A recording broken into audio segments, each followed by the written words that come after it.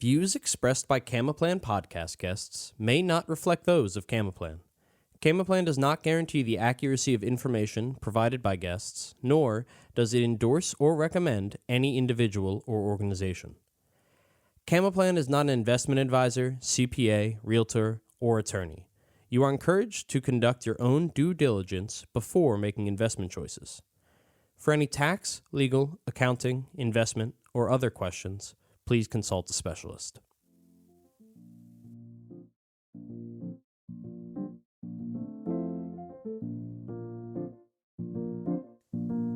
Hi, I'm Michael Duncan, and welcome back to The Road to Financial Freedom. This podcast is brought to you by Camaplan, a self-directed IRA administrator focused on educating investors on how to grow retirement savings faster through alternative investments. In each episode, we're going to take an in-depth look at the many roads taken to financial freedom and how they differ for each of our guests. Our goal is to help the listeners learn how they can achieve their own financial freedom through the experience and stories of experts that have done just that. Today's guest is a passive investor who has deployed 7 figures of his own capital into passive investments in the past 6 years. In 2019, he retired from a 13-year career in Silicon Valley tech companies in order to give full focus to serving fellow investors in Madison Investing, a club where passive investors gain access to the same types of niche investment opportunities where he deploys his own money, including cash-flowing assets like self-storage, multifamily apartments, and ATMs.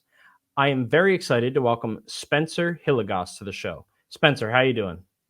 Doing great, Michael. Really excited to be here. Thank you for having me on. Yeah, of course. I'm really excited to have you on. We were talking beforehand, and a little peek behind the curtain. You said that you said that you were probably the least financial guy that I was going to have on this podcast, other than myself, of course, being a non-financial guy, really.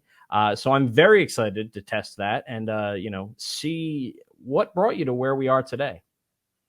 Yeah, and gosh, I love that you teed it up that way too, and happy to share. So a little background on me. These days, I am a full-time passive investor, along with my co-founder of our investing group, my wife, which is a whole separate podcast. But I get to go and focus on being a better, frankly, more present dad than I was in my corporate career for 13 years. But this is not a straight line of a journey. And as you read in the intro earlier, Michael, investing in niche assets and pieces of apartment buildings or storage facilities, all that stuff. If you had told me that, if I could go back in time and say to myself 15 years ago, hey, this is the stuff you'll be working on, Spencer, young Spencer, I would probably sit there and go, geez, that sounds incredibly boring, and I never want to do that. But right now, I am feeling a sense of gratitude, immense gratitude for all the mentors and experiences, both good, but particularly the harder ones, that have led us to the point where we're at now, where I wake up every day to show up for my family, for my wife, for my kids, and also for our passive investors in our club. And that is one heck of a ride to get to that point, given the fact I used to play in punk rock and metal bands when I was younger. And I really didn't care much about money or finance. So it's been a ride. All right. Well, I was going to start with Silicon Valley, but now we're going to go back a little bit more. I majored in music in college. So I'm a trumpet player, have been most of my life, played in a lot of different bands, played a lot of different styles of music. I love listening to music. I love pop punk is probably my favorite genre. So can you tell me a little bit about your music career before we get into the Silicon Valley of it all? If I had to pick one word, it is completely unimpressive. It's unimpressive. But I would say that, for what it's worth, I get to perform for an audience of like 2. I think my wife opted out of that years ago, but my kids still get to hear some, wheels on the bus. All that to say, yeah, I mean, I started hacking away at the guitar when I was a teenager. So I've been playing now for, coming up on 25, 30 years. And I learned the wrong way, right? Power chords, Green Day, a lot of NoFX covers in high school. Yeah. Yep. And so that was fun. And ultimately, I think the biggest claim to fame, if this counts for anything, was we got to play on the stage at the Warped Tour, for those that remember that. Yeah. Back in San Francisco, we got to play on the big stage for, hundreds of people. And that was pretty cool. So that was, other than that, dive bars galore, right? And garages, dive bars, small venues opening for bands that we love. And that was all that I ever really needed or wanted out of that career. But now it's Now it's just fun. Now it's just playing at home. That's incredible. I have a ton that I want to ask you about that. I'm not going to do it on this podcast because that's not why the listeners come here. It might be why I'm excited now, but no, I was excited nonetheless. But so after, I'm assuming post your music career, you spent 13 years in Silicon Valley. What were you doing there, and how did you end up there? I guess. Yeah, so for context, grew up in a real estate household. My Okay. dad was a broker for 30 years, and he ended up having a really strong run in the 90s. So I got firsthand role modeling of like, hey, this is how you go build a real estate business if you want to be a broker. He had me working open houses as a teenager. Uh, all that stuff ultimately led me to say, we all have this piece of our psyche growing up, like, hey, we want to do something different than our parents a lot of times. Yeah. And so somewhere in there, I said, I'm not doing real estate. I'm going to go start working at tech companies. So stumble my way into career as a kid who didn't care about business. And I find myself, about, 5 years into that career, working in financial tech companies like Intuit, makes TurboTax and QuickBooks, and then a bunch of similar companies. But I was leading teams of 200 people, within 5 years. And I don't bring that up as a brag point. I was in way over my skis at that age, man. I'm humbled by the chance to have been given that chance by the capable, tough, brilliant managers and VPs and GMs that gave me that shot. I look back and I'm like, man, I don't know if I knew what the hell I was doing. But that's how we learn. Yeah, Right? absolutely. And so that corporate career served me well. I mean, instead of chasing the money, I don't know what part of my brain said this was a good idea, but I sought out harder experiences and more growth and education by going earlier companies over and over and over, walked away from significant, raise and promotion opportunities, took a 40% cash cut to go work at the earliest stage company that I ever did in Silicon Valley. I did think at one point maybe it'd turn into a big Google or Uber or Meta style exit to get financial outcomes that would be great. Yeah. That didn't pan out, as it typically doesn't for employees and companies like that. But what I did learn was immense, stackable skills and relationships and all those things. And without going further into it, I'll just say that's how I got into the tech company world. And I'm so deeply grateful for it. I think a lot of folks in the investing world, in the entrepreneurship world, tend to go a little hard on the W-2. They tend to say, it's not, you should just go start your own business. And I'm like, well, it's great to be in W-2 because you can skin your knees figuratively and mess things up. And it doesn't mean your entire financial livelihood is going to get devastated. So there's a lot of really great benefits for working in the W-2 world. There's always positive and negatives. Always, exactly in right. every situation, and teach their own a lot of the time. So yeah, exactly right. But so you spent a long time doing that, 13 years. In 2019, you retired from that. What led to that decision to, abandon something that you've been doing for so long and seem to have enjoyed? Yeah. So I was at probably the hardest, deepest, most challenging moment in my corporate career. I hadn't seen my infant son. We have 2 kids now, but at the time, our oldest was an infant. And I was working at a very fast growing, quote unquote, rocket ship, unicorn, whatever analogy or creature we want to use. There's a lot of them. There's a lot of them. And I didn't see my infant son for like 2 weeks because I was going in so early and coming home so late. And at that point, that was a real discussion. Jennifer, my wife and very patient, awesome, brilliant co-founder, she had her own career, but we were just sitting there going, what are we missing? Like, what are we missing here? Like, we were maxing out 401ks. We had strong W-2 income. And where does this end was really the question, right? Yeah. And promotion and ladder climbing sounds glamorous in a traditional sense. Like, sure, everyone wants a title with a senior in front of it or a VP or an SVP or whatever.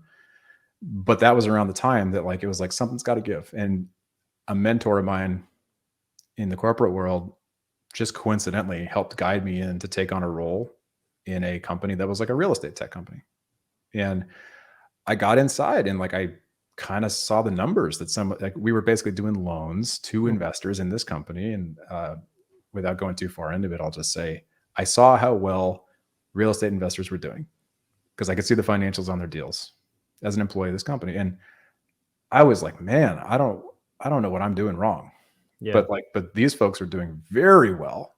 And ultimately it led me down a borderline obsessive path of education. I read 24 books in 18 months. I listened to 400 plus podcasts in 18 months. That was way more than anyone should ever do.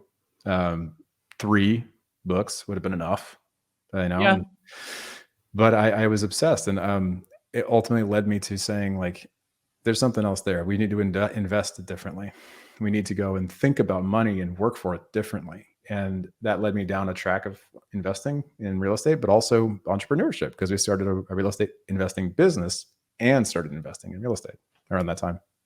And so how quickly were you able to just leave the 9 to 5 W2 job once you started getting into this obsession?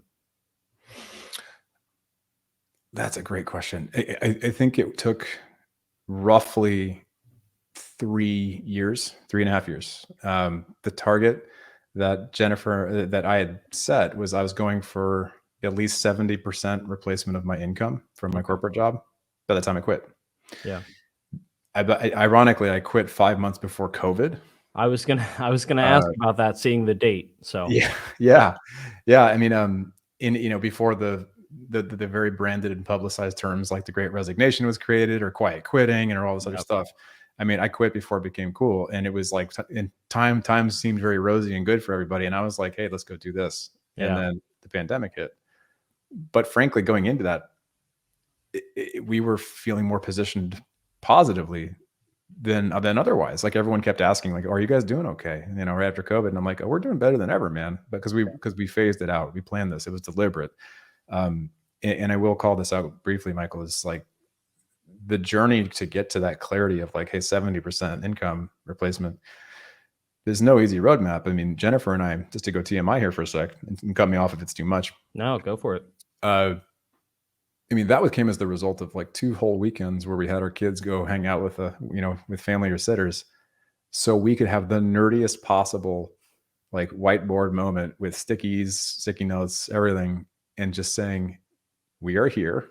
Yeah, We want to be there. And by when?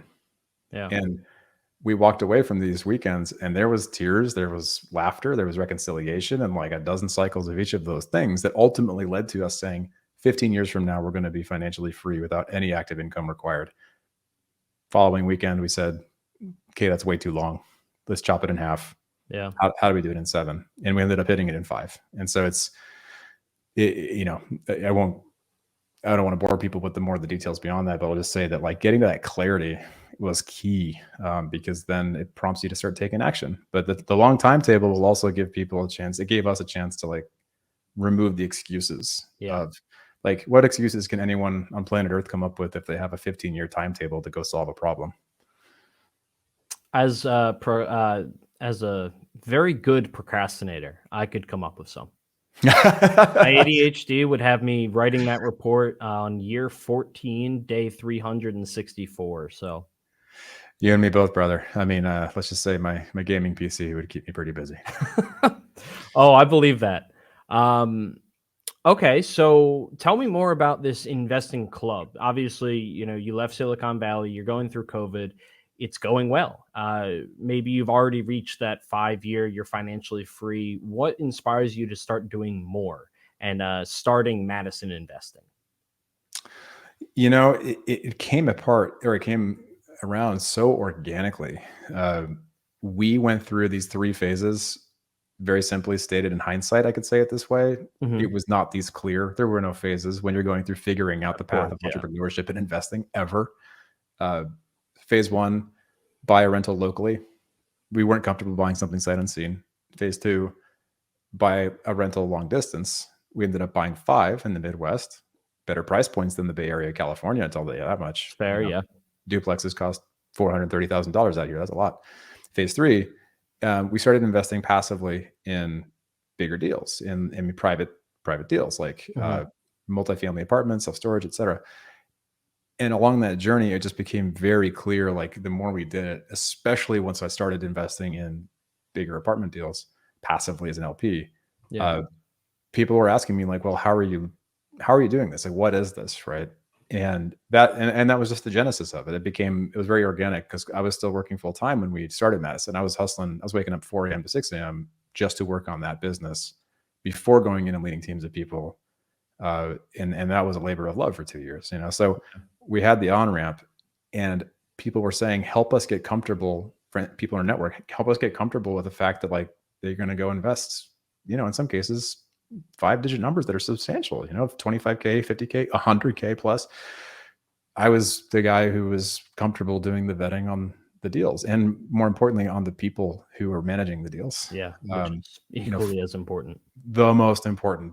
That's right. And like flying out to Dallas, Texas to take a look at a 400 unit apartment community, to look at all the financials, to vet the people, et cetera. So it really came down to that. It was like, well, there's a problem to be solved here. Yeah.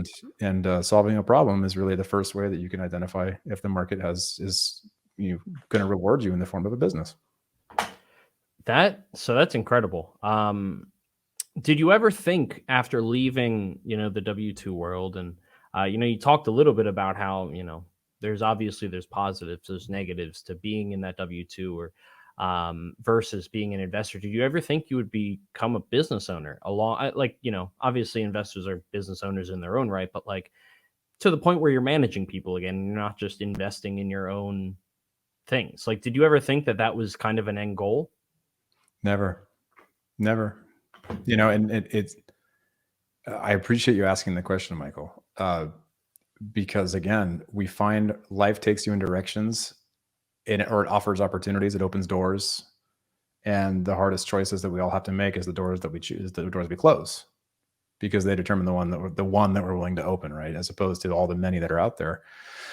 So without getting more philosophical, I'll just say, no, I never expected to be a business owner. And in hindsight, this is actually a relatively common conversation that we have in our household, along with our families and beyond, because both Jennifer and I, and now think about it, both of our sets of parents were entrepreneurs. Oh. But there was never a moment in hindsight where they sat down and said, hey guys, here's why you should be one. Yeah. And this isn't a go blame mom and dad thing. This is more of just like a question of like, why didn't we get that memo? Yeah. But it is hard. I do think that like the guardrails, the resources, the education that comes with the corporate life of going through all those trials and tribulations of, like, literally, if a person can go look at my LinkedIn right now and they can see on the first job that I had in the working world, it's pretty accurate description in a one line as to what I think that job really was, which was learning how to function in the corporate world, right? Yeah. It's like, that's, for a younger employee, the basics. And so I'm grateful for that, but I'm also sitting there going, I wonder why we didn't think about this as a possibility earlier. And then we can get all even further into why we think our title is who we are. We think our company is who we are. We think our self-worth is tied up to our possessions and our jobs. And that's a fun conversation, but I don't know how much people wanted that one. No, I mean, I enjoy hearing about that. It's funny the way that you've almost come full circle in a lot of ways. Mm-hmm. And obviously the point of the investing and being able to spend more time with your family, the idea is to become very independent and very disconnected almost from your paycheck. And starting a business, it's, kind of almost going back toward what you were used to. And I'm curious, how have you been able to balance having that business and having it run without you having, needing to be there all the time and do everything and falling into the same routine that you'd been in the past? Oh my gosh, that is a great question, Michael. I don't think anyone's ever asked me that question. There's so much to say. I want to say it succinctly, which is why I'm pausing. No, you're fine. I think that the best comment to make on that question is really a holistic one. Mm-hmm. I think first and foremost, we got to go good old Maslow's hierarchy of needs. Let's do it. So health is wealth. Health is wealth, point blank. I didn't know that for a decade plus, and so whether it's the sheer volume of Diet Cokes consumed or lack of sleep or whatever, health is wealth. And so what I mean by that is like flipping that script in the way that I conduct my life and we conduct our lives. I am not a saint. I will take out a sleeve of Oreos like that. And so like it really comes down more so to general balance and like knowing oneself. And so that comment is not just gym rat. I don't identify as an athlete, but mental health, physical health. These are not just buzzwords. These are real things, and these are priorities. They are. And, so I'd say that is the first thing. Don't cut into your health. Don't cut into my health to go and work. Second point would just be, what does it really mean to prioritize? And even in actuality, I used to be able to grind, and I probably still can turn it on sometimes. And by grind, what I mean very specifically is work more hours than a real human being can and should be working on anything on any given week. I mean, I was doing 80 hours a week in my most intense work period in the office, not including email at home. And I don't bring that up as a brag point. Frankly, if I feel any emotion about that, it's shame. But this isn't a therapy session. So it's like, those would be the points, is like prioritization, because whether it's like Oprah or the Pope or the president or whatever, whoever is out there and the level of their altitude, their responsibilities, their commitments to other human beings in the world, they all have 24 hours. And like, if we all have 24 hours to draw from, are we drawing from those hours correctly? And got to pull out the Pareto principle of 80-20%. I was spending too much time for most of my career, and even in the early days of our business, on things that were low output activities that I didn't really need to do. Sure, we could talk about hiring. Sure, we could talk about delegating. Sure, like all those things, but it's really about priorities, and knowing what they are and where the time can go, and then not beating oneself up as an entrepreneur if you're not grinding 24 hours a day, because that is the trade-off. You don't get to clock out when you're in your own business.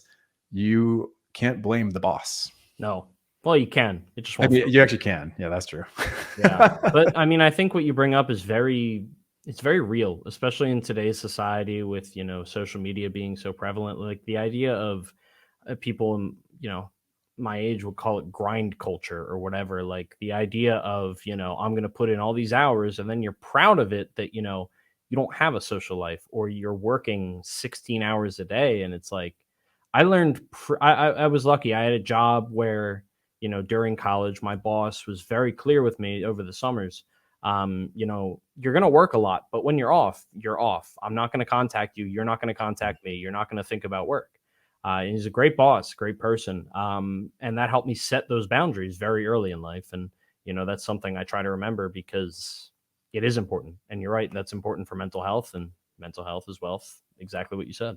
That was a great boss. Couldn't agree more. Yeah, he was. So now we're in 2023, a very weird time in investing. A lot of stuff going on, not quite COVID, but we're not 100% recovered from that. And there's a lot going on. And I'm just curious, I'm going to phrase this as vaguely as possible, because I just want to know your thoughts. How do you approach the uncertain times that we're in, from an investing perspective, especially considering you have this club where you're responsible for a lot of other people? Yeah. And I very much appreciate and take note of the altitude and vagary of the question. It was appreciated, because there's no straightforward answer on this. Yeah. I will attempt my lens, right? I'll articulate my lens on it. Got to give my stock disclaimer, as any other person on this topic out there should give, which is still do not own a crystal ball. So for context, one of the biggest principles and lessons that I applied this year is the exact same lesson that I applied every year since we decided with intention to go achieve financial freedom, which is income streams. Like, cash is oxygen in this capitalist society we live in, whether we like it or not, and keep in mind, for audience listeners, this is like coming from the punk rock kid who used to say, hey, tear it all down, as a teenager, right? So like, got it. Adults in the room, oxygen, cash is oxygen. Like, you need to pay the rent. You got to pay your mortgage. You got to pay for food. You got to pay for the people you love, et cetera. So all that said, the lesson is, one income stream ain't enough, and more the better. So when I started the path of like actually going and trying to figure out with Jennifer, like, how do we go and get, carve out this moat, this like figurative moat around our life? We got to go invest for cash flow. And the deepest principle, not to go TMI, that I'll take away from way back in my my younger years was going through a dark decade of sorts. My dad's business was doing great until we got hit with a really brutally challenging decade. Lost my younger brother to cancer when I was a teenager. Lost two grandparents within like the 6 months after that. The hits kept coming. My dad's one income for our whole household went way down, as did our lifestyle. And so flashback to now, I bring that up because like somewhere inside my mind and my heart, like that stuck around and it resurfaced throughout this journey. And I think that it has informed the perspective of like anyone looking at 2023 right now, asking like how to think about investing. My first question back to them is, well, let's start with taking a full mirror moment, right? Like, where are you at? Like, did you have a full-time job? Like, take stock of the situation. And in our situation in 2016, 2015, we were relying on two forms of actively earned income, trading time for money, before we started buying passive income sources by buying rentals and buying properties and stuff. It took years, took hard work, took discipline. But if you're an investor out there looking at the landscape right now, the first question is, what's your goal? Taking stock and then setting the goal. If your goal is to diversify away from the stock market, cool. I would take it one layer deeper. Why? And I think people just kind of stop a little short sometimes. And I'm guilty of this in my younger years. Like, but why? Are you saying diversify because you read a scary headline? Yes. I would challenge you. That's not a good reason. That's fair. Fair. And part of this also comes from taking ownership as someone who says, don't fully outsource all your advice and, choose your advisors wisely. But I look at hard assets like real estate as a core part of our own personal portfolio, not just because, sure, we invest in them, we have a group around them and stuff. That it's one of the things that stands the test of time and weathers tough economic conditions historically really, really well. You can't just jump in and go buy the property down the street from Uncle Bob. You don't really know what's been going on in that situation. Yeah. But you do want to sit there and ask, what's the goal for the money? It's a simple question. And I'm bringing out these examples from like our actual investing club members now. These are brilliant people in some cases. Like they're coming from East Coast, West Coast, North, South, and beyond. Business owners, $400K per year, W-2 salary, senior software engineers, it runs the gamut. Ask them the question of what's the goal for the money? Why do you want to invest? In what way? And what do you want it to do for you? And if they don't really know yet, pause. Just pause, because you can find cash flow right now. You can find equity growth. Like you can go grow your dollar into $2 to $3 within a few years. But none of that is worth even thinking about if you don't know why you're doing it. It's the same thing I would go back and tell myself before we bought our first rental, and we thought we were buying it for cash flow. It's a $430,000 duplex in Vallejo, California that produces $200 a month in net cash flow. That's a cash flow loss. Like it's not bleeding, as it were, but it's just that I want to give people a real example to say that thing is appreciated. That was an appreciation rental. That wasn't a cash flow rental. We didn't know that. We had to go make that mistake first. So go in with open eyes would be my one comment to people, not to keep it too high level, but happy to go deeper if it's helpful, Michael. No, I love that. And actually you kind of bridged the gap really well into my next question, which is something I really like talking about on here. We talked a little bit beforehand, which is, I'm a firm believer that you learn more from failing and making mistakes than you ever will from succeeding. And I was just curious if you could share a time of a mistake you made or, failing at something and kind of what you learned from it, what you took away from it. And, if you think that was important to getting to where you are now.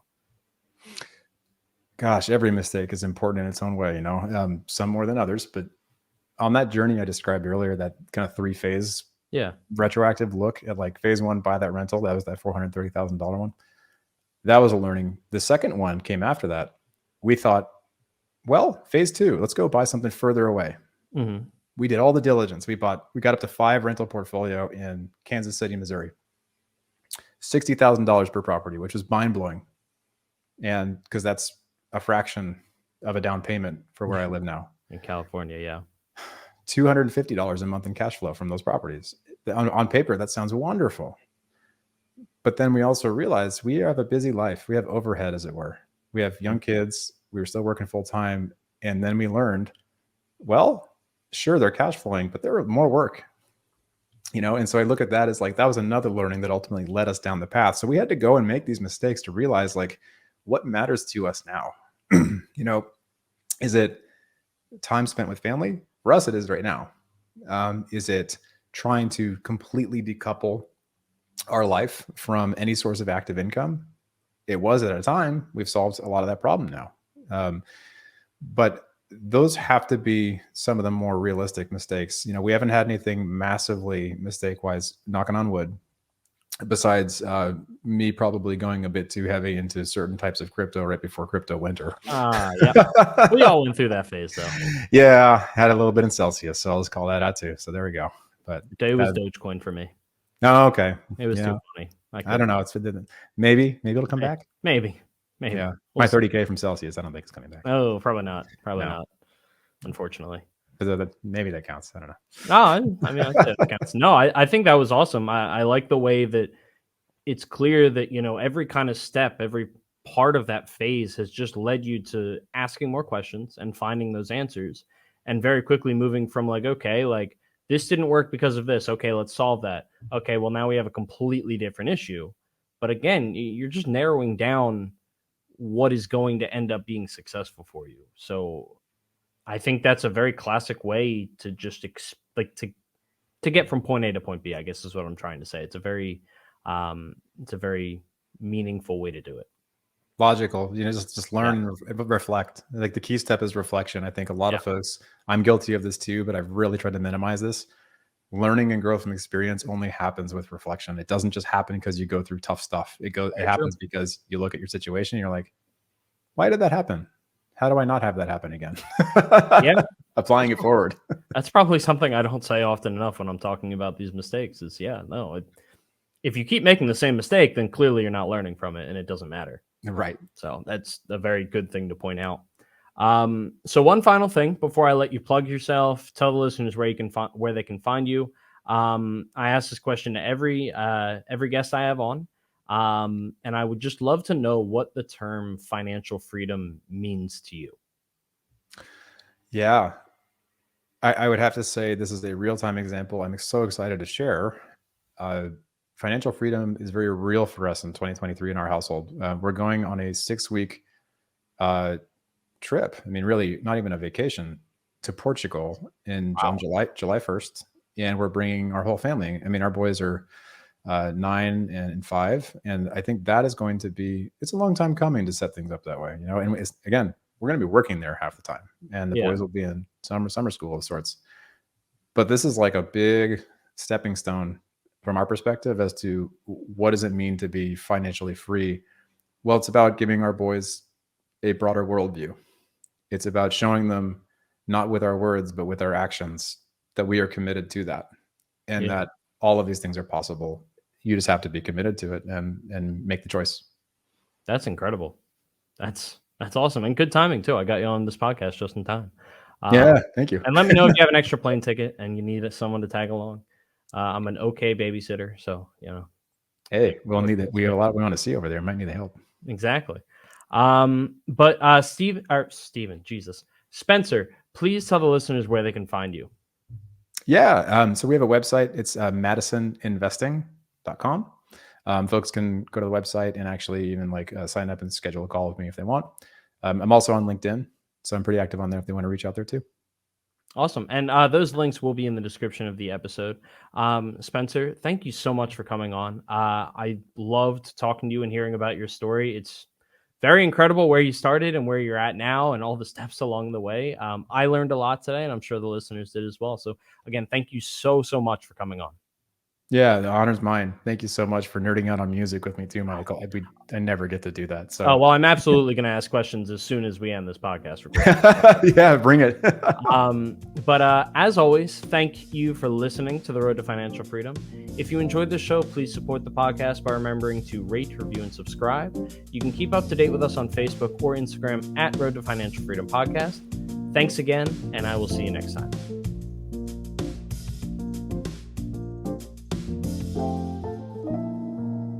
If you like what you're hearing on The Road to Financial Freedom and want to learn more about self-directed IRAs and 401ks, click the link in the description to download a free toolkit with everything you need to get started.